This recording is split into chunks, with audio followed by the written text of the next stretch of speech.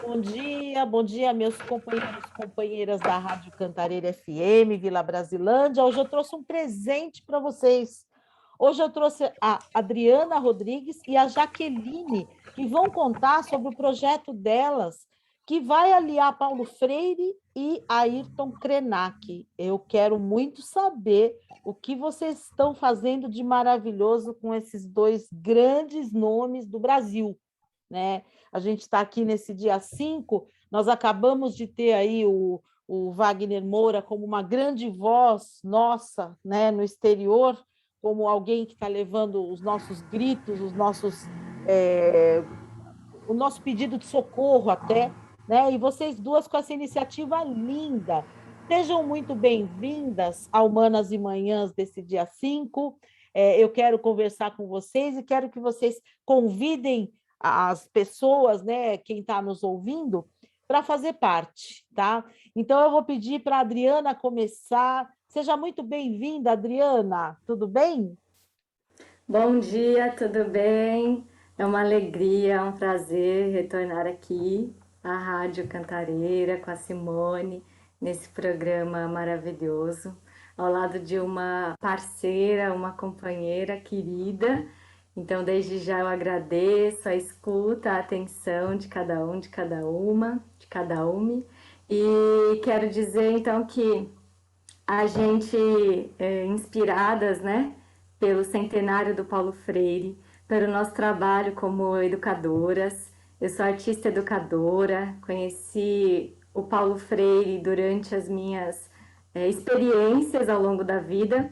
Não sei se eu começo falando de mim, a gente já vai, porque juntar Paulo Freire com Ayrton Krenak, né? Algumas pessoas até perguntaram se ele estaria presente, né, o Krenak, nessa experiência. E eu disse que ele já está presente sempre. Sempre que a gente escuta o Ayrton Krenak, a gente tem as esperanças renovadas. E esperançar com Paulo Freire é o que a gente tem feito ao longo desses anos, na nossa experiência. Então, Adriana, olha, como uma grande contadora de histórias que você é, falar de você vai ser um prazer para nós ouvir, ter essa história sua compartilhada. Esteja à vontade para começar falando de você, entendeu? Vai ser muito rico para nós ouvir sobre vocês também. Ai, que alegria. Então eu vou falar um pouquinho de que lugar que eu venho, né? Então, assim, meus avós são baianos, meus pais são baianos. Meu pai veio para São Paulo, adolescente, para tratar uma doença aqui. Ele acabou se adaptando, se acostumando. E aqui ele construiu a família dele. Minha mãe, né? Ele conheceu na Bahia e aqui eles vieram morar e tiveram 4 filhos. Eu sou a terceira. Minha irmã é Aparecida, meu irmão é Antônio e eu nasci no dia de São Sebastião. Sempre gosto de contar essa história, dia 20 de janeiro, e era para me chamar Sebastiana, em homenagem ao santo, mas aí minha irmã falou, não, esse nome não, para criança, e acabou escolhendo o nome da melhor amiga dela, que é a Adriana. E por isso que eu me chamo Adriana, e meu último irmão mais novo se chama Ladislau, em homenagem ao meu avô paterno, que se chamava Ladislau. Eu vivi, né, aqui na região norte, sempre no bairro do Morro Grande, estudei na Brasilândia e participei da comunidade Nossa Senhora Aparecida por muito tempo, no Morro Grande. É lá que eu comecei minha caminhada, minha trajetória comunitária. Eu fui catequista, depois de fazer a primeira comunhão, fui catequista. Lá eu conheci o Padre Silton e o Padre Daniel, né, num período que eu era catequista, e foi o Padre Daniel que estimulou a gente participar do curso de verão, né? O curso de verão tem a minha idade, inclusive, vai fazer 35 anos o ano que vem, então é de 87. E o curso de verão fornecido pelo CESEP, Padre Beoso, a Cecília, né, onde o Padre Silvio também participa, a Jussara. Foi lá que eu descobri uma educação popular, né? Porque eu desde pequena achava que eu já queria ser professora, sempre gostei de brincar de escolinha. Era a minha brincadeira preferida. E meu pai falava, nossa, você tem uma letra bonita, letra de professora. E eu adorava essa coisa de ensinar, de estar em contato com outras pessoas, de trocar experiências. E acabou que eu conheci, lá em 2009, eu participei do curso de verão e eu fiquei encantada com essa possibilidade de educação popular. Em 2000, mas antes, em 2003, 2004, eu conheci o CJ Paulus, que é um centro de juventude, né, que foi construído pelo Padre Mário Pizzetta, também foi uma grande pessoa inspiradora na minha vida. E o Padre Mário, então, ele quis fazer esse centro de juventude na região da Freguesia do onde já tinha bastante espaços para crianças e ele achava que precisava para a juventude. Na época eu já tinha 17 anos e eu conheci professores que tinham participado do curso de verão. Então, os educadores de lá traziam essa educação popular, eles eram da época das SEBs, né? Das comunidades eclesiais de base, então eles traziam uma proposta diferenciada de educação, de arte e educação, né? E lá eu comecei a fazer atividade de teatro, música nas artes, de tecnologia, né, informática e também de línguas, inglês e espanhol. Foi lá que eu decidi qual área que eu ia atuar. Na verdade, me escolheram, né? Falaram, olha, você é boa em espanhol, acho que você tem jeito, você gostaria de, né, trabalhar como educadora? E aí eu falei, bom, vamos lá. E comecei, né, em 2005 como educadora de espanhol e aí fui cursar letras. Tem uma coisa também na minha trajetória que eu gosto de falar, é que em 2004 eu estava cursando ensino médio e foi o primeiro ano em que o governo do Lula criou o ProUni, né, para estudantes de escola públicas, e eu fui contemplada com uma bolsa de estudo 100%. E eu, inclusive, fui receber, a gente foi convidado para ir num espaço de convenções, eu não lembro se era imigrantes, mas o Lula estava lá, entregou para uma menina negra a primeira bolsa de estudos, e aquilo foi para mim muito histórico. Eu estava vendo as fotos outro dia, eu falei, ai, que delícia ter tido essa oportunidade de fazer parte desse momento. Acontece que eu recebi a bolsa e tudo, e depois tinha um momento de se inscrever. Nessa época, meu pai, funcionário público, carteiro, 35 anos, também gosto de contar muitas as histórias dele. Ele trabalhava, ele tinha se aposentado e ele continuou trabalhando, então ele tinha 2 salários. Então entendeu-se que eu não era uma pessoa que necessitava, né, da bolsa, porque eu tinha condições e tudo mais. Então eu não cursei pelo ProUni, mas eu recebi a bolsa. E aí eu fui cursar por um outro programa, que era o programa do Sem Teto, que fica na Lapa. Não sei se vocês já ouviram falar, agora eles têm outro nome, eu não me lembro, mas eu participava de reuniões e consegui uma bolsa de estudos, então eu fui cursar letras, cursei durante 3 anos, me formei e continuei trabalhando como educadora de espanhol. Depois fui coordenadora desse espaço, desse centro de juventude Paulos, até 2017.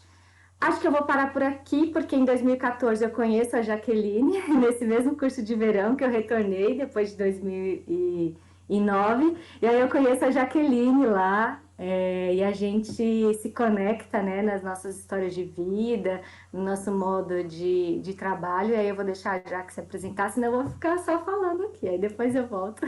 E é uma delícia, né? E a gente vai passar dia e noite.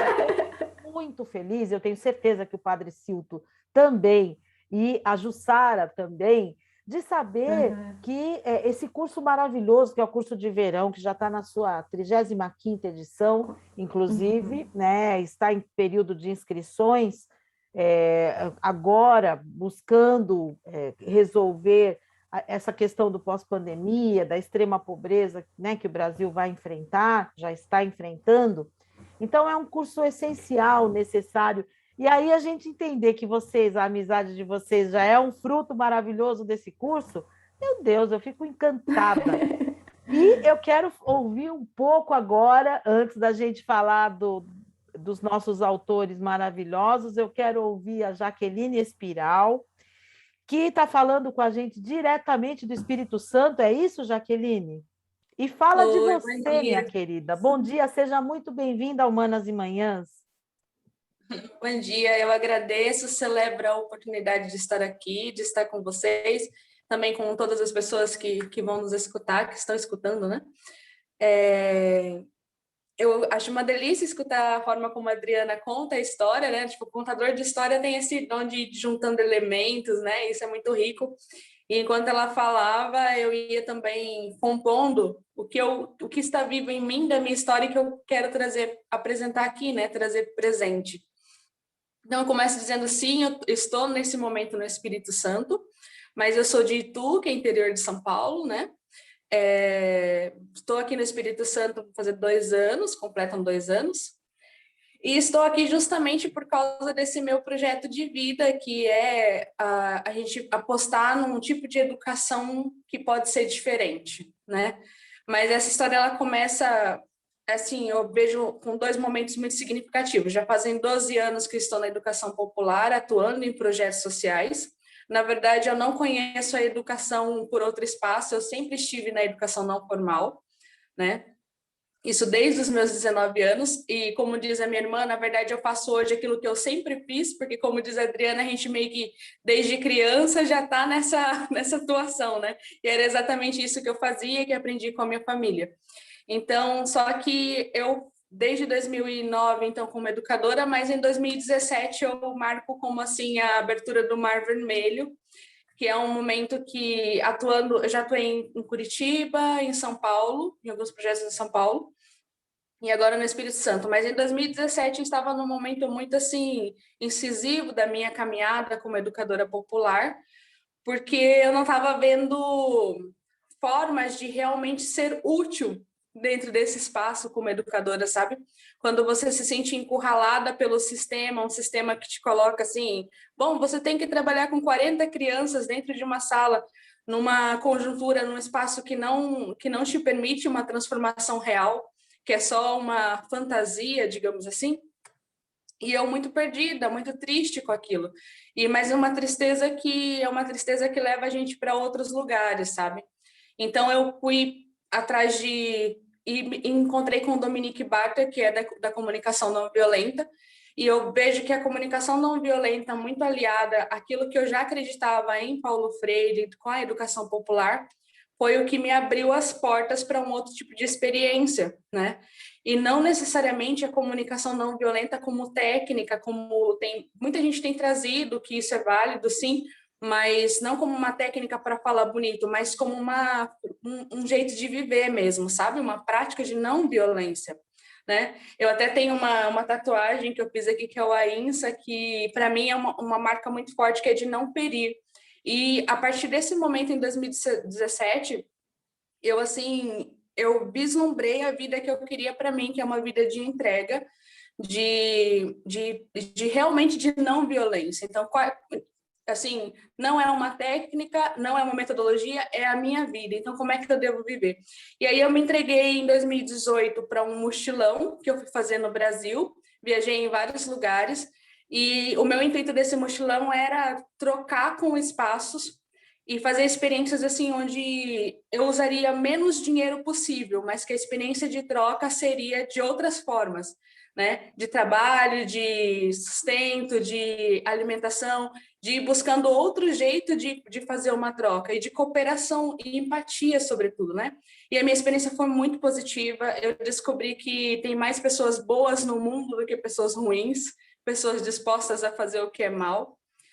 E dentro dessa experiência passei por lugares muito lindos, assim, onde eu pude contribuir e pude também reconhecer, que era uma das minhas buscas, as experiências de não violência na educação que já acontecem em território brasileiro. Pessoas que estão fazendo coisas maravilhosas e que não estão escritas nos livros, não estão sendo narradas, mas são experiências que já estão por aí, né? E eu sempre gosto de trazer que uma das escolas mais democráticas dentro disso que a gente vai trazer no curso, mais bonitos assim, eu vi lá numa roça, bem longe, em Cidrolândia, no Mato Grosso do Sul, que é um lugar que ninguém está olhando. Então, assim, essa era o meu desejo com o mochilão. E hoje eu chego aqui no Espírito Santo, a partir de um projeto que também é uma experiência de troca. Eu faço uma parceria com a Congregação das Irmãs de São José de Chambéry, moro com as irmãs, mas não como irmã, moro em vista desse projeto social, que é o projeto Crubixá, e aqui atuando hoje na coordenação dele, eu consigo trazer, e junto com a nossa experiência comunitária, um outro tipo de gestão, um outro tipo de atuação e cuidado da criança, do adolescente e da vida que está sob a nossa responsabilidade também nesse espaço, né? Mas muito nesse desejo de que oferecer às crianças o apoio necessário para a sociedade e para o sonho de mundo que eu tenho. Então, é nesse lugar que eu me encontro, que eu falo, mas dentro dessa história que ela é muito de busca e de desejo de um mundo melhor, de um sonho mais bonito, sabe? Nossa, eu estou aqui encantada. E imaginando que você rompeu, né? Que quando você fala que você vive de uma forma comunitária, de uma forma diferenciada, se comparado com a lógica, né, da nossa sociedade capitalista, patriarcal, racista. Então, você vive de uma forma assim, que é uma experiência. A vida em si já é uma experiência, né? Então, você está falando de um lugar de vida que te coloca muito, eu penso que muito à frente do nosso discurso, muitas vezes. Ah, temos que, né? Temos que, buscamos isso, fazemos aquilo, mas você está aí vivendo, né? Então, eu penso que esses ensinamentos, quando você fala em Paulo Freire, me remete ao fato de que esse ano, no centenário, a gente tem muita, assim, muita produção contrária a Paulo Freire, como se houvesse um meio de você questionar aquilo que ele trouxe de bem, né? Eu até busquei isso, infelizmente a gente tem que buscar muitas vezes, né? Nas redes sociais e tal, e é muito triste você ver que as pessoas se ocupam de contradizer aquilo que ele fala, como se, assim, qual é a grande crítica que se fala? Ah, ele não alfabetizou ninguém. Na verdade, as pessoas continuam não alfabetizadas no país. Oi? Oi, agora voltou. Ah, tinha caído. Olha, então, Caiu. pessoal que nos ouve aí, eu estava falando das críticas infundadas, daquilo que se tem falado de Paulo Freire, né? E é tão raso você pensar, você reduzir Paulo Freire a essa crítica, porque quando você está falando aqui de comunicação não violenta, eu me lembrei, né, que lá na década de 80, começo da década de 90, que foi quando eu me tornei professora, a primeira pessoa que trouxe, não com esse termo, não com essa terminologia, mas que trouxe na escola, na vida, a comunicação não violenta foi Paulo Freire, né? O primeiro acesso que eu tive a essa forma de ver a sociedade foi através dele, né? E esse encantamento que a minha geração conheceu do secretário municipal de educação em São Paulo, né, que ele fazia isso no dia a dia. Na verdade, ele fazia isso, era um fazer diário dele. Você buscar o que ele chamava de tema gerador, porque as pessoas não têm a dimensão do que era a educação antes de Paulo Freire dizer para a gente que, minimamente, a pessoa que está dentro da escola, ela merece ser respeitada. Só aí você já rompe uma situação de violência, né? Hoje, claro, a nossa sociedade evoluiu muito mais em termos de acolher diversidades, né? Ainda bem, e por outro lado, eu vejo que a gente caminha a largos passos para trás com esse governo que nós estamos, né? Mas tem valores que estão dentro do nosso fazer que eles são, para mim, eles são inatingíveis, né? É só um tempo difícil que a gente está passando, cheio de rede social e de desinformação, mas que vai passar, né? Então, o que for raso e ruim, vai embora, né? Então, eu estou muito feliz de estar com vocês e muito, assim, ansiosa por conhecer, né, esse trabalho que vocês vão fazer. Quem está ouvindo, é lógico que é trabalho, então tem um investimento. Depois eu vou até pedir, quem tiver interesse, entrar em contato com elas pelo e-mail lampaz, Lampaz, @gmail.com, né?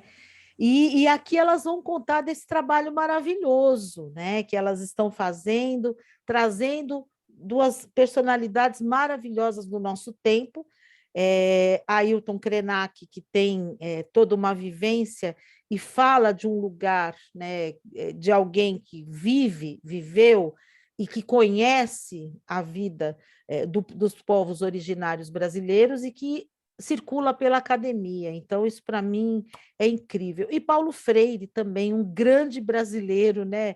Dispensa aqui que eu fique falando muito, mas é que como a gente é ouvido até por quem não o conhece, acho que não é demais, né? A gente ressaltar a importância desses dois grandes brasileiros, né? Adriana, então fala um pouco dessa junção e dessa contribuição que esses maravilhosos filósofos brasileiros têm para nós. Simone, eu vou pegar um pouquinho do que você falou da questão da prática, né? Porque antes de conhecer a teoria do Paulo Freire, eu, quando criança, imaginava assim, nossa, como eu gostaria, como eu disse, meus pais são do interior da Bahia, eles foram alfabetizados por 3 meses por um professor pago pelos pais deles, e em 3 meses eles aprenderam a ler e escrever. E tinha muitas pessoas lá nesse período que não sabiam ler e escrever. E eu tinha esse desejo, eu falava assim, eu acho que eu vou trabalhar com alfabetização de adultos. Eu imaginava assim, eu falei, eu gostaria muito de trazer para eles a experiência da leitura da palavra, né? Porque da leitura de mundo, eles já traziam para mim, com as suas histórias, com seus ensinamentos. Então eu sempre gostei muito de estar com os mais velhos, né? Eu digo, meu pai, ele tem 84 anos, ele tem idade para ser meu avô. Eu não conheci meu avô paterno, convivi pouco com meu avô materno, mas meu pai traz na idade dele, essa característica, né, ancestral aí dos anciãos, enfim. Então eu falava, ai, como eu gostaria de trocar com eles, a sabedoria deles com a sabedoria que eu tive acesso, né, através da escola. E eu não conhecia Paulo Freire. Eu digo que eu conheci Paulo Freire a primeira vez nesse Centro de Juventude Paulos, numa sala de música. Eu sempre falo do professor Radamés, que também é freiriano na prática, né? Eu gosto muito do Freire, que ele fala que o seu discurso tem que estar alinhado à prática de modo que seja uma coisa só. Eu sempre achei também discursos vazios em diversas áreas, assim, mas na educação, né, também. Então, eles traziam na prática, sem falar do Paulo Freire, mas tinha uma foto do Paulo Freire, eu lembro, né? E embaixo estava escrito assim, o mundo não é, está sendo. Eu li aquela frase, né? Mas eu não entendia muito bem, mas eu via lá. E lá nessa mesma sala de música tinha o Martin Luther King, tinha Charlie Chaplin, tinha Nelson Mandela. E aí eu ficava lendo e vendo, e todas as vezes que entrava ali, então eu digo que eu conheci o Paulo Freire, a imagem dele ali. Eu fui estudar, não aprendi, não estudei Paulo Freire na universidade, o que eu acho um absurdo, né? Um curso de licenciatura, não trabalhar. E aí eu fui fazer pós-graduação, especialização em Educação e Sociedade Política no Instituto Federal São Paulo, que para mim foi uma honra ir para a universidade pública, né, aqui em Pirituba. No meu território, para mim isso foi uma alegria, né, descobrir esse espaço e fazer parte dele. E aí eu comecei em 2017, né, eu saí do Centro de Juventude Paulos, tive uma experiência na educação formal, como professora de língua espanhola em escolas particulares, porque infelizmente na escola pública a gente não tem acesso ao estudo do espanhol, a gente luta por isso, né? Seria muito importante que tivéssemos. Enfim, e aí eu comecei a pesquisar no meu curso sobre contação de histórias, que é uma coisa que eu comecei a me dedicar, né? E aí eu vi uma frase do Ailton Krenak, pulando do Paulo Freire para o Ailton Krenak, que foi essa frase aqui. Nosso tempo é especialista em criar ausências, do sentido de viver em sociedade, do próprio sentido da experiência da vida. Isso gera uma intolerância muito grande com relação a quem ainda é capaz de experimentar o prazer de estar vivo, de dançar, de cantar.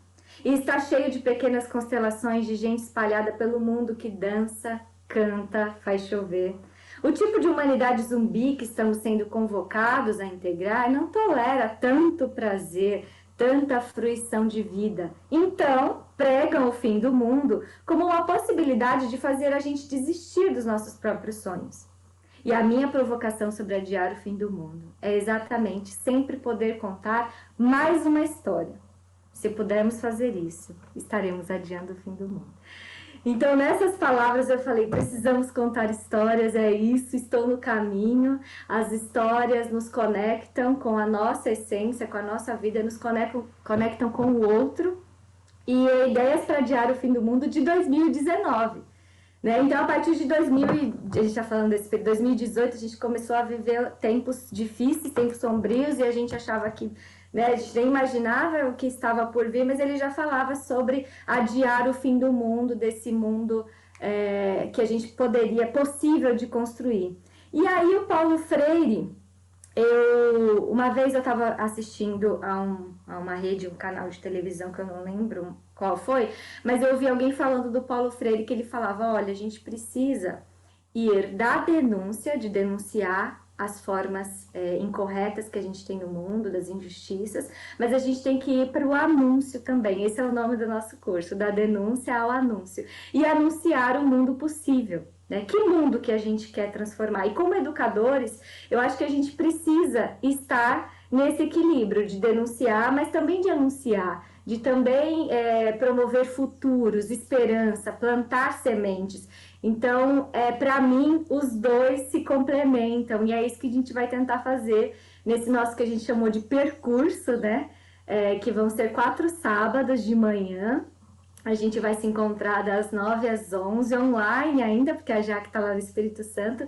Então, isso que a internet está nos permitindo nesse momento, que é nos conectar com pessoas de diversos lugares do Brasil. Também tem permitido a gente conhecer, como a Jaque falou, alguém do Mato Grosso, de uma outra comunidade, de espaços diferentes, porque a gente, né, Simone, que está aqui na capital de São Paulo, a gente tem uma outra visão, né? A gente tem uma outra ideia do que é educação ou do que é sociedade, do que é estar na comunidade. E aí, quando a Jaque vem trazendo a experiência dela de como que é estar no Espírito Santo e outras pessoas, a gente vai percebendo a diversidade real do Brasil nos seus cidadãos, enfim, acho que é um pouquinho isso, se a Jaque quiser. E essa questão, né, que você coloca, que a tecnologia acabou trazendo a nosso favor, eu acho que isso é para sempre, porque desde o começo da pandemia, na rádio, por exemplo, a gente teve que se reinventar de alguma maneira e fazer as coisas de uma outra forma, mas essa forma ficou muito boa também, né? Que é uma forma da gente estar com as pessoas. Claro que nós sentimos a falta sinestésica de ter as pessoas por perto, de levar para a rádio, de sentar, de conversar junto, né? Nós sentimos falta dessa sinergia, mas o que nos possibilita estar com os outros brasileiros, né, com as pessoas que estão longe também, isso agrega muito para nós. E olha, quando você fala do anúncio, eu lembro também do quanto ele enfatiza o verbo esperançar, né? E vocês estão trazendo essa possibilidade, uma de adiar o fim do mundo, que infelizmente a gente tem diante dos nossos olhos. Ontem no noticiário, o GC era exatamente esse, né? Era exatamente esse. Extinção. Eu li essa palavra no GC da televisão. Extinção da espécie humana, né? Então, assim, a gente já não está falando mais de preservar, a gente não está falando mais de garantir um futuro para as novas gerações, a gente está falando de evitar a nossa extinção, né? É mais sério, é mais pesado. E quando a gente fala de extinção, a grande preocupação que eu sou professora também, eu tenho uma grande preocupação que é como é que você educa crianças, jovens, adolescentes, que têm a consciência de que esse futuro delas está comprometido. E eu acho que isso acaba levando à comunicação violenta, isso acaba levando às formas de desespero que a gente tem visto, né? Pulsão de morte, muitas vezes, que a gente vê nos jovens, nas crianças. E aí eu quero ouvir um pouco a Jaqueline sobre isso, né? De que forma que conhecer esses dois maravilhosos filósofos, né, que resumem o bom, o bem que a gente tem para viver nesse país, de que forma que a gente pode segurar um pouco essa tristeza que nós estamos vivendo, né, para que isso não contamine as novas gerações, porque a gente tem que viver com alegria, sabe? Não é só evitando o mal maior. Então, como você vê isso, Jaqueline? Como é que dá para a gente trazer Ailton Krenak e Paulo Freire nesse esperançar, nesse caminhar com essas crianças? Eu acho interessante que você está falando exatamente isso que está passando, você se conectou comigo nesse momento, de uma forma muito profunda, que é quando a gente pensa assim, para mim mesma, quando eu tenho esses momentos assim que eu falo, eu fui numa tristeza profunda, porque parecia que não havia esperança, né?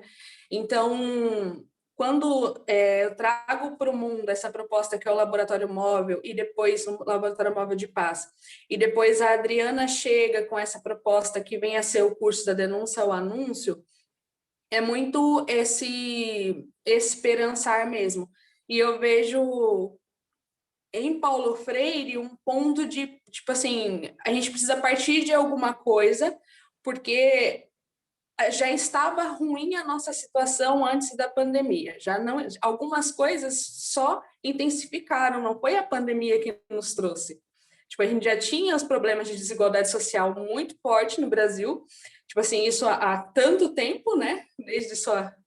Então, Paulo Freire e Ailton Krenak, eles vêm sendo necessários por causa do momento que nós estamos vivendo, sim, mas muito porque antes nós já tínhamos problemas tão grandes quanto, e a pandemia só intensificou. Então, trazer Paulo Freire hoje, para mim, eu falo mais do Paulo Freire, que é onde a minha experiência está mais enraizada, né? O Ailton, eu acho que ele é uma voz que se levanta e que é necessária nesse momento, e até porque ele consegue dialogar com várias outras comunidades, com vários outros povos. Então, assim, Ailton é extremamente necessário. Mas o Paulo Freire, para mim, é esse lugar de incomodação, especialmente de quem está no topo, né? Porque é justamente por isso ele é tão rejeitado, né? Porque ele sempre incomodou quem estava no topo da pirâmide. E é por isso que é necessário hoje, e o centenário ele vem muito a calhar com esse momento da história, parece uma providência, né? Uma coisa assim, porque trazer Paulo Freire é a gente trazer esperança para os educadores, trazer esperança para a situação de mundo que a gente está vivendo, para a situação de Brasil, um Brasil num momento histórico político muito complicado. E o Paulo Freire ele vai debater vai ir contra justamente essas coisas que nós estamos vivendo, né? Então, assim, até o próprio Martin Rosenberg, quando ele traz a comunicação não violenta, ele também se aproxima de Paulo Freire numa situação que é de assim, se o sistema não está mudando, a gente precisa mudar o sistema. E somos nós que temos que começar a fazer isso. Então, quando a gente traz a voz de Paulo Freire, é esse intuito de dizer, não, a partir da educação, eu posso oferecer às pessoas apoio para diálogo, para democracia, uma democracia verdadeira, uma democracia real, né? Uma outra situação de mundo, uma outra situação de dignidade de vida das pessoas, e especialmente para quem está mais embaixo, porque existem pessoas que estão mais embaixo, pessoas que não estão no lugar que nós hoje aqui estamos falando, né? Tem pessoas em situação muito ruim, que, tipo assim, desde a pandemia, por exemplo, como projetos sociais, a gente está garantido a cesta básica, que já parecia uma coisa de assistencialismo, e que a pandemia nos falou assim, bom, agora é muito complicado a gente falar de assistencialismo, é cesta básica mesmo, sabe? E aí eu sempre fico pensando como fazer esse diálogo com quem está precisando comer, como fazer educação, sabe? A gente veio para um lugar da pandemia, que veio para as necessidades mínimas, só que ao mesmo tempo a gente vai continuar falando de educação com esse adolescente que está na periferia, com esse adolescente, com esse jovem, com essa criança que, como você diz, está com dificuldade para sonhar um outro tipo de mundo, porque as necessidades básicas não estão sendo atendidas, né? Físicas mesmo, material. Então, assim, trazer Paulo Freire é justamente para a gente não morrer, e para a gente continuar na esperança, assim, de eu tenho que oferecer o básico, sim, como projeto de mundo, como projeto social nesse momento, por causa da pandemia, mas eu preciso oferecer ferramentas do nosso lugar como educadores para que as crianças e os jovens, os adolescentes, os adultos, todas as pessoas se levantem, né? Tenham esperança. Não sei se eu consegui traduzir bem, trazer aquilo que você me perguntou, mas é muito isso que eu vejo. Eu vejo Paulo Freire como uma luzinha para a gente fazer alguma coisa. E é só o princípio, né? Existem outros educadores maravilhosos, mas eu acho que Paulo Freire, ele é brasileiro, né? Ele está falando de nós, ele é nosso. Ele está falando com a gente. conosco.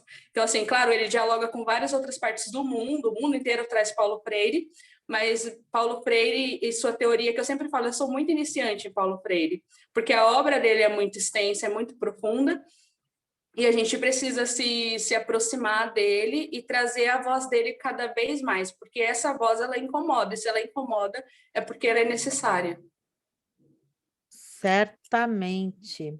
Adriana, você quer falar alguma coisa já emendando com a fala da Jaqueline?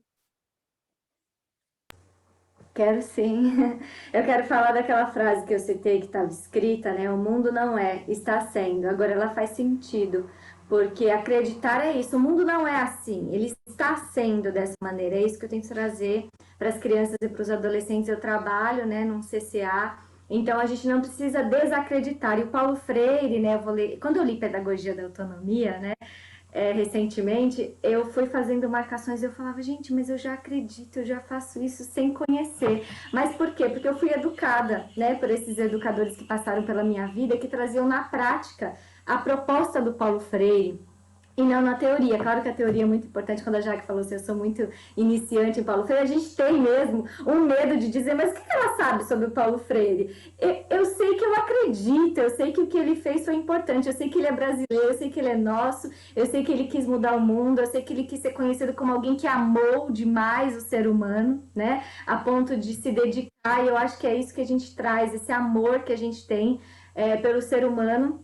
E aí ele fala assim, ó, na verdade seria incompreensível se a consciência de minha presença no mundo não significasse já a impossibilidade de minha ausência na construção da própria presença.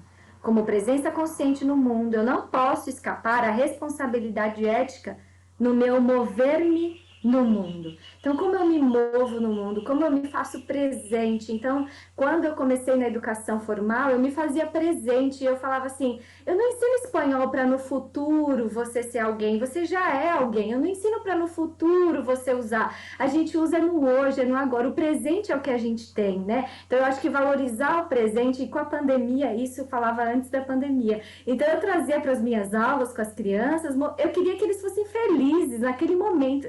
E, de alguma maneira, eu tive um feedback muito especial de um aluno que falava assim, Pro, você fala com alegria, você transmite felicidade. Aquilo para mim foi muito lindo, foi muito rico, porque eu acho que apesar, né, do que a gente está vivendo, a alegria, né, é um ato de resistência. Não é você ficar iludido com a realidade e ignorar. Não, você entende, a gente entende que é um momento difícil, que é um momento crítico, mas a gente precisa encontrar forças para a gente transformar esse mundo que está, ele está sendo assim, mas ele pode ser diferente. O Ailton Krenak traz nas suas experiências. E aí, já emendando com esse mover no mundo, o Krenak, em um outro livro, A Vida Não É Útil, né, que é mais recente, de 2020, se eu não me engano, já com a Covid-19, ele fala assim, a vida é tão maravilhosa que a nossa mente tenta dar uma utilidade a ela, mas isso é uma besteira. A vida é fruição, é uma dança, só que é uma dança cósmica. E a gente quer reduzi-la a uma coreografia ridícula e utilitária. Então eu trago a dança e esse mover no mundo como a experiência da arte. Eu acredito, a arte transforma a minha vida, transformou todos os dias. A arte e os artistas, assim como os educadores, que eu acredito que são artistas, né, da educação, ela nos enriquece, ela nos traz a possibilidade, ela nos traz a denúncia, a arte denuncia, e a arte anuncia também possibilidades. Então, é imprescindível que a arte esteja presente no nosso âmbito da educação. A dança, a música, as nossas cantigas populares, a nossa própria história. E a gente também, claro que o Paulo Freire e o Ailton, né, são os dois que a gente colocou, mas a Jaque também já citou, eu não consigo falar o nome dele direito, da comunicação não violenta, o Dominique, o Marshall, esqueci, Rosenberg, não sei como você chamou. Seu microfone está mudo, Simone, desculpa. Jaque, ajuda a gente com o nome dele, por favor. Ajuda a gente com o nome. É o Marshall Rosenberg, que é o que sistematiza a comunicação não violenta, no caso, né?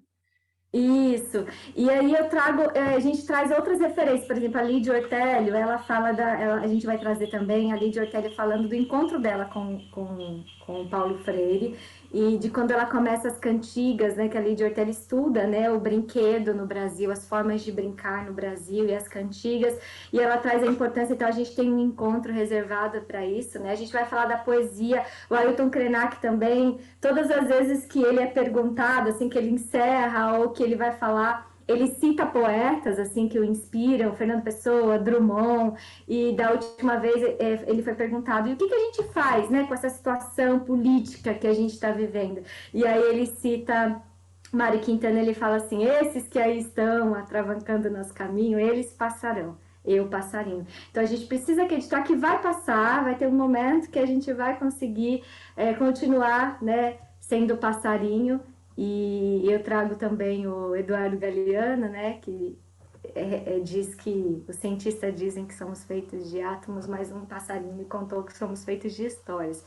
E eu acho que é muito forte a gente poder contar a nossa história. Então eu começo sempre me apresentando, contando a história do meu nome. Eu faço isso também na sala, né? Eu falo, crianças, contem a história do nome de vocês. Aí as que não sabem vão buscar, vão perguntar, saber. Acho que tudo começa por aí, né? Pela nossa própria história de vida, né? Enquanto sujeito, como que isso aconteceu para que a gente se encha de energia, que a gente conheça a nossa própria história para poder construir, né, a história que a gente acredita também. Jaque, quer falar? Eu estou bem, estou aqui escutando que a Adriana, Tá. sempre me surpreendo que ela consegue trazer tantas citações, e eu fico viajando aqui nos poetas que ela traz, assim, e é isso que embeleza o mundo, né?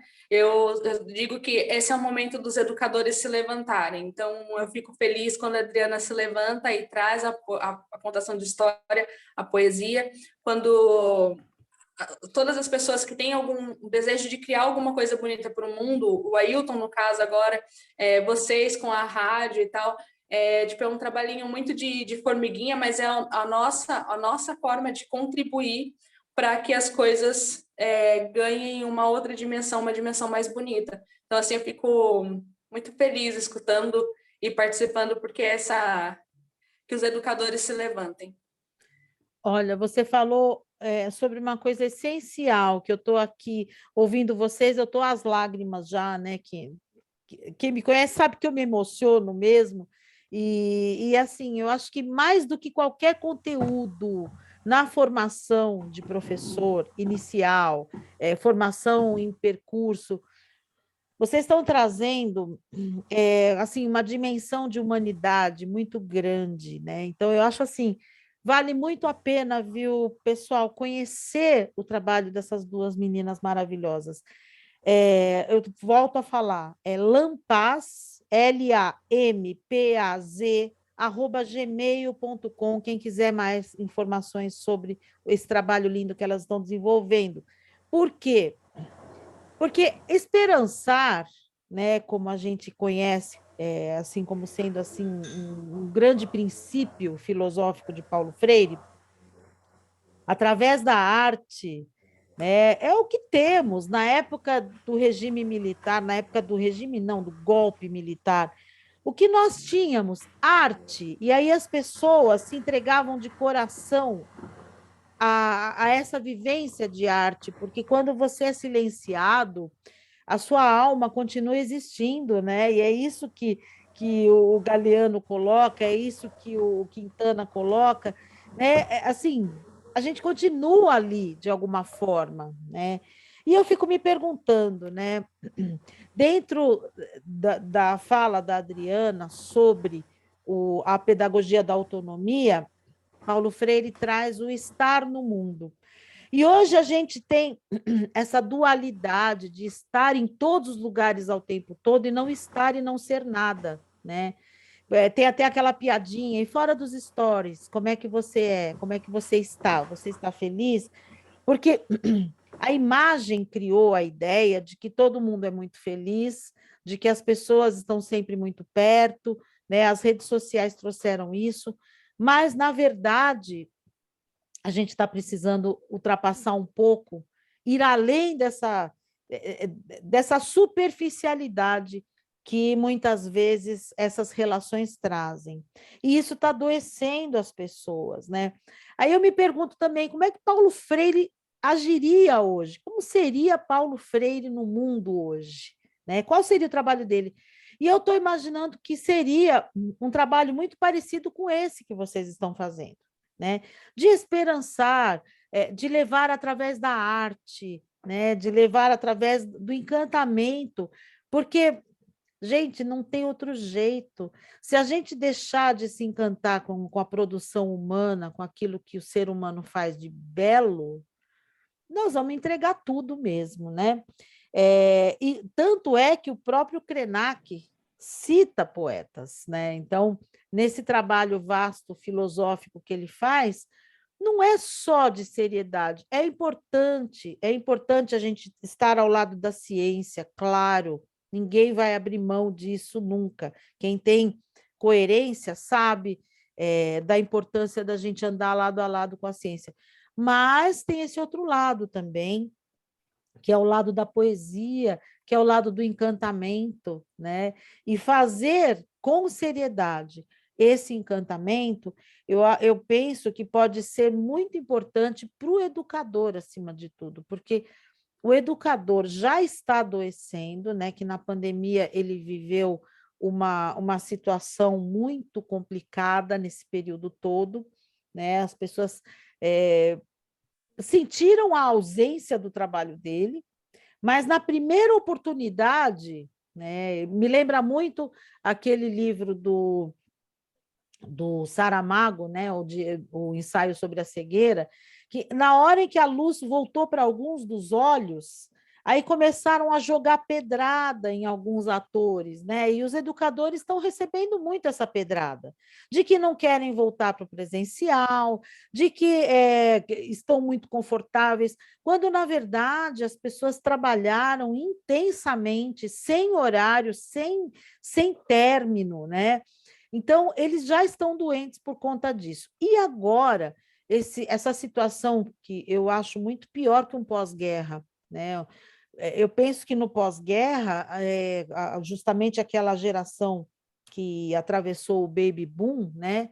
Que foi o renascer do mundo, povoar o mundo, criar condições para que a vida das pessoas fosse mais interessante, mais bela, a gente vai precisar reeditar isso de uma outra forma, porque nós estamos meio sem perspectiva aí, né, nessa questão da economia, nessa questão da sociedade.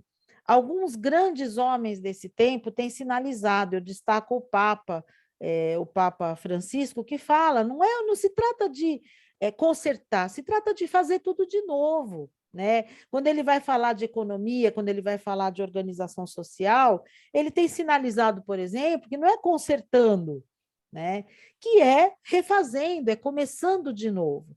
E nós estamos nesse beco sem saída. Você observa que o capitalismo está ruindo, né? Só que junto com ele, as pessoas também estão, e justamente as pessoas mais frágeis, mais vulneráveis, né? E o educador, tendo que lidar com essa realidade e sendo o animador da vida de todo mundo, ele precisa se alimentar de alguma forma, né? Ele precisa estar no mundo com essa presença, mas com esse carinho que ele receba também, porque senão fica muito pesado, não é? Eu acho que essa perspectiva que vocês estão trazendo, não só da não violência, mas da arte, do encantamento. Eu já conheci a Adriana num outro momento e foi um dia de fruição mesmo, foi um dia de felicidade. Aí, quando eu vi que vocês estavam envolvidas nesse trabalho, eu falei: essas duas lindas precisam ir no Manas e Manhãs contar, porque existem outras formas de estar no mundo, existem outras formas da gente fazer educação, e vocês deixaram muito claro que vocês se dedicam, acima de tudo, à educação que não é feita na escola, né? Que é a educação social mesmo, né?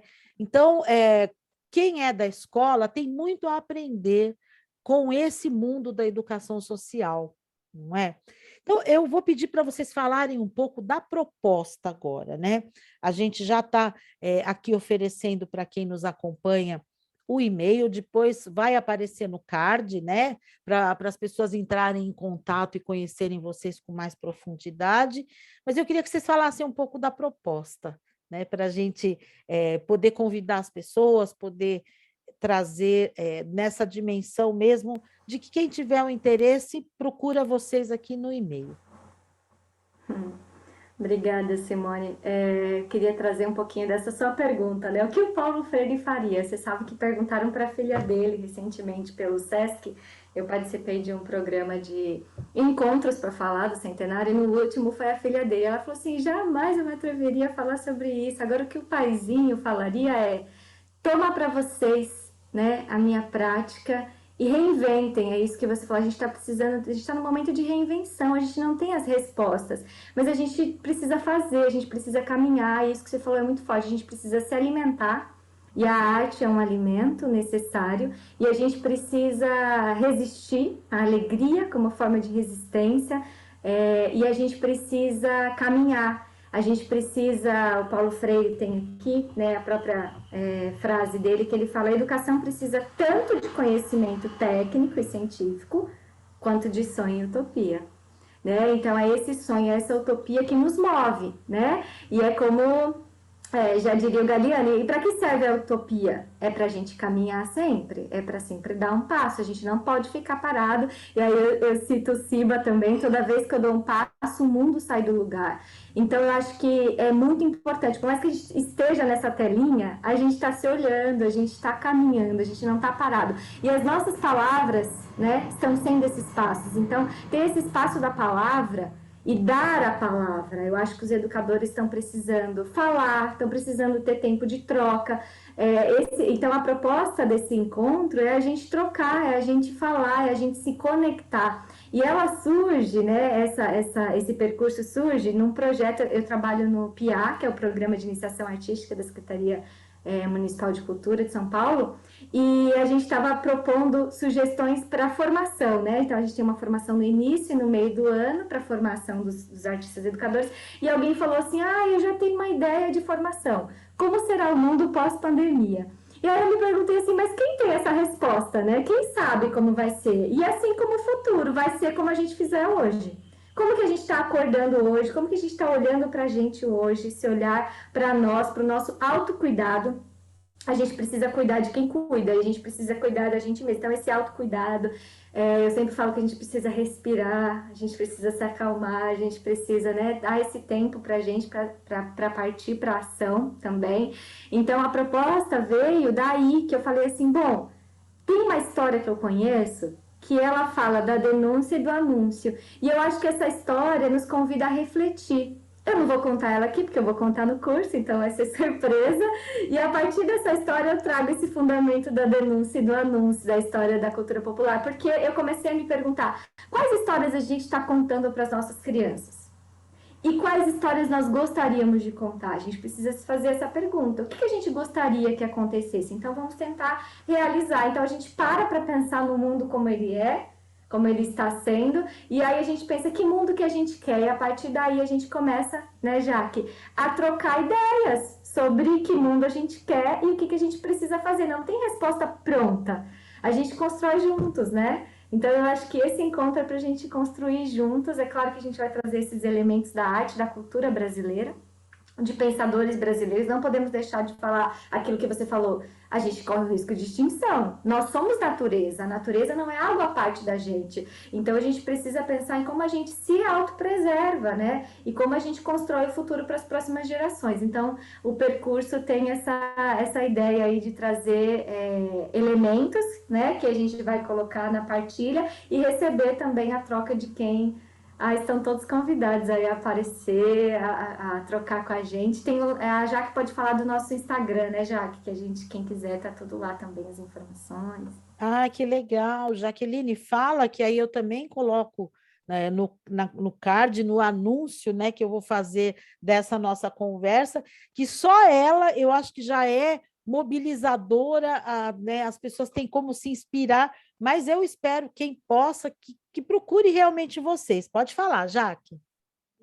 Então, Instagram, o perfil é @Laboratório Móvel de Paz, né? Esse que é o Instagram. traga um pouquinho o que vai ser o curso, né? Então, são os sábados, né? São 4 sábados aí do mês de novembro. Falar o tema aqui, o primeiro sábado, contar e sentir o mundo a partir dos contos da tradição oral. Então, tem muita contação de história no curso. Cantar e dançar o mundo por meio das cantigas e danças populares. Lá no dia 20, ler e palavrear o mundo por meio da poesia e da esperança. E dia 27, construir o mundo por meio de práticas pessoais vivenciadas durante o percurso. Então, assim, o curso em si tem muito conteúdo, tem muita teoria, mas ele vai ser muito prático. E muito aquilo que você falou, né? O como fazer. Então, o que a gente faz? Como colocar na prática isso que a gente já acredita, né? Que a gente já está vivendo. Então, ele tem todas essas palavras bonitas, que até é bem complexo para a gente apresentar para as pessoas entenderem, tá, mas o que vai ter então nesse curso? Ele vai ser um construir junto, uma vivência comunitária mesmo. Sim, vai ter muita teoria, mas no laboratório móvel a gente já tem feito essa experiência que é assim, como acolher as pessoas, como deixar que todo mundo tenha a palavra na roda, como fazer já acontecer essa democracia que a gente acredita, que todo mundo tem espaço, tem vez, tem voz. Então, o curso, e pelo Laboratório Móvel de Paz, um sistema, desenhar um outro sistema de curso. Então, tipo assim, a experiência de fazer o curso já é uma prática a ser aplicada depois, com as crianças, com os adolescentes, né? Todo o sistema dele, inclusive o sistema de financeiro, porque ele está com 3 sistemas de preço, né? Está com um preço mínimo, um preço sugerido, um preço abundante, que é justamente para dar possibilidade para as pessoas mais acesso possível, que uma pessoa, eu estou com pouco dinheiro, ou eu tenho para contribuir nesse momento, então a pessoa ela tem essa outra prática de pagamento, né? E a pessoa ela pode se inscrever tanto pelo Simpla, que ele vai te dar mais formas de pagamento, quem tem facilidade com cartão de crédito, com débito, com boleto, e tem também só simplesmente pelo Pix, através do formulário no Google, que está o link lá no perfil do Instagram. Mas assim, é um convite à roda de conversa mesmo. Sim. A prática do curso vai ser já uma prática de aplicação nos espaços de atuação de cada pessoa. E é maravilhoso. E só da gente entrar em contato com esse trabalho, né? A partir desse nosso encontro, a partir do perfil do Instagram, do conteúdo que vocês produzem lá. Se a pessoa não quiser, não puder, tal, ela já tem um alimento, né? Isso que é maravilhoso. Essa partilha que vocês estão possibilitando através de se moverem no mundo dessa forma, né? Então, quem puder, vai encontrar meios, vai lá no perfil do Instagram, vai conhecer vocês um pouco mais. E quem não puder nesse momento vai continuar se alimentando, porque vocês estão falando de riquezas universais, de riquezas que o Brasil produziu aí na filosofia e que vai alimentar as pessoas. Então, você que é aí formador, você que é gestor de educação, que vai precisar ser um grande animador no melhor sentido, né? Animador de vida das pessoas, porque, como vocês falaram, cuidar de quem cuida, né? Então, os professores, os educadores, de um modo geral, quem trabalha com as crianças, quem trabalha com os adolescentes, vai precisar desse cuidado, desse carinho, né? Então, quem puder entrar em contato com o trabalho dessas 2 meninas lindas, eu super aconselho, recomendo. Eu já conhecia a Adriana e fiquei conhecendo a Jaqueline Espiral, e acho que elas têm muito para contribuir, né? Então, eu desejo mesmo que vocês duas brilhem muito no melhor sentido, no sentido de trazerem alento, uma nova forma de se relacionar com o conhecimento, que é uma forma que eu acredito muito, né? E que eu conheci, eu aprendi em Paulo Freire, que a academia não precisa ser sisuda, né? Que o conhecimento não precisa ser mal-humorado, né? Que é isso que ele trouxe para a gente. E muitas pessoas se sentem no direito de respeitá-lo justamente por conta de ele ter sido tão humilde, de ele ter sido tão aberto a todas as pessoas, né? Ele nunca se colocou num pedestal, numa posição acima como ser humano, apesar da grandiosidade que ele teve. Então, é nessa alegria da partilha mesmo que eu acho que a gente tem que viver, se movimentar e pensar. Que quando se fala educação pós-pandemia, primeira coisa, gente, primeira coisa é cuidar do educador, primeira coisa é a gente se enxergar como ser humano e fazer o nosso melhor, é assim que a gente vai caminhar, né? Então, a gente está, ó, eu ficaria aqui o dia inteiro, né? O dia inteiro. E assim, eu não vou nem ser cara de pau de pedir para a Adriana fazer alguma apresentação aqui artística, ela vai deixar isso para fazer lá, eu vou deixar vocês com vontade. Mas eu já tenho assim um encantamento, eu já sou fã, né, desse trabalho. Então, meninas, eu vou pedir para vocês deixarem uma mensagem, né, nas nossas considerações finais e volto a convidar todo mundo a ir procurar as meninas. Sábado, amanhã, né, dia 6 começa, então corre lá e vai no Instagram ver como é que você pode participar.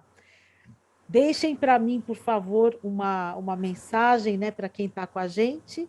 E estejam sempre muito bem-vindas aqui nesse programa, sempre convidadas a trazer para a gente esse conteúdo quando vocês quiserem, tá bom? A Adriana. Adriana, fala primeiro, por favor. Olá, muito obrigada pelas palavras, pelo convite, alegria estar aqui, gratidão a todos que estão ouvindo. Mas eu não posso sair sem contar uma história, né? Eu não ousaria pedir, mas já que você falou. Eu vou trazer o nosso mestre Nasruddin, que como a Jaque adorava andar pelo mundo, era viajante. A gente sabe que quem viaja, a Jaque anda aqui pelo Brasil, né? O Nasruddin andava pelo mundo. Quem viaja tem sempre uma história para contar. E ele estava passando certa vez por um povoado e quando descobriram que ele estava lá, imediatamente se reuniram e falaram: a gente precisa ir até o mestre, pedir para ele contar uma história para a gente. Então alguém foi lá, conversou com ele e falou: você topa contar uma história pra gente? Ele falou assim: tudo bem, amanhã às 8 em ponto na praça da cidade. Então o povo se reuniu, ficou todo mundo animado, se reuniu, colocaram as cadeiras. Ele chegou às 8 em ponto com a sua mala, colocou a mala em cima da mesa e perguntou: bom, já que vocês me chamaram até aqui, é porque vocês sabem o que eu vou dizer. Todo mundo se olhou e disse: não, não sabemos. Ele: olha, se vocês não sabem o que eu vou dizer, então eu vou embora. Pegou a mala dele e foi embora. O povo ficou desolado. Como assim? O mestre esteve aqui tão próximo e não nos contou uma história? Então alguém teve uma ideia. Bom, já sei, vamos lá e vamos pedir para o mestre voltar mais uma vez. Só que dessa vez a gente vai falar que sim, sabemos. Combinado? Combinado. Foram lá e pediram para o mestre Nasruddin voltar e ele topou. Falou: tudo bem, então amanhã às 8 em ponto estarei na praça novamente.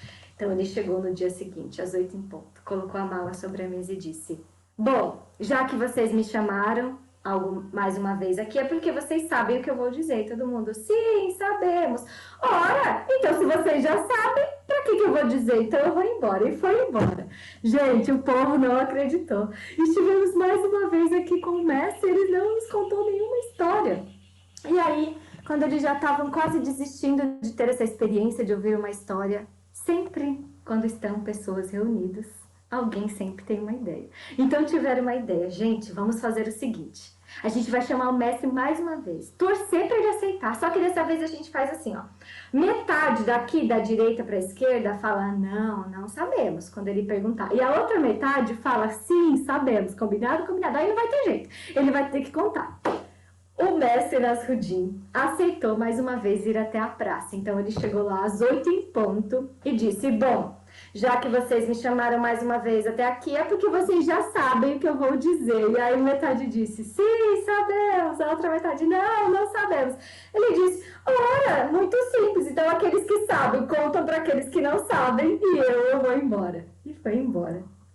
Então a gente está aqui para quem sabe contar para quem não sabe aprender com quem sabe, porque, como diria Paulo Freire, sempre alguém sabe alguma coisa e tem alguma coisa para ensinar. Não há ninguém que não tenha que ensinar. E a gente quer aprender com a diversidade. Gratidão, gente. Ai, gratidão também, Adriana. E que maravilhoso, né? Que maravilhoso. Esse é o Viva, segredo da vida, né, amiga? é isso aí, viva as histórias, viva os encontros. Eu acho que é isso que a gente quer promover, encontros. Muito obrigada e seja sempre muito bem-vinda. Jaqueline Espiral, as suas despedidas, as suas considerações para o nosso pessoal aqui. Então, muito agradecida pela história da Adriana, acho que riqueza.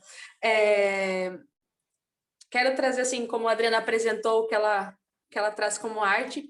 A minha arte é realmente a facilitação de grupos, de movimentos de cooperação, movimentos comunitários.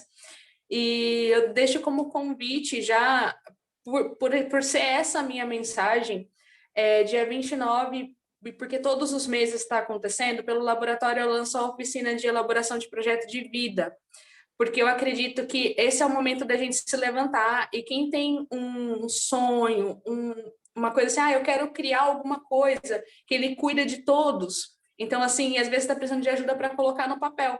Essa oficina, ela traz esse movimento assim, tipo, o que você tem de sonho mais bonito aí e traz para fora. Porque é justamente isso que eu trago nesse momento da minha vida, é um movimento que eu estou tentando fazer e que eu convido todas as pessoas a fazerem. Aquilo que você tem de mais bonito a contribuir, traz para fora, porque é urgente, é necessário, né? Então, assim, sonhadores se levantem. Olha aí o convite, hein, pessoal? Quem está ouvindo, sonhadores, se levantem.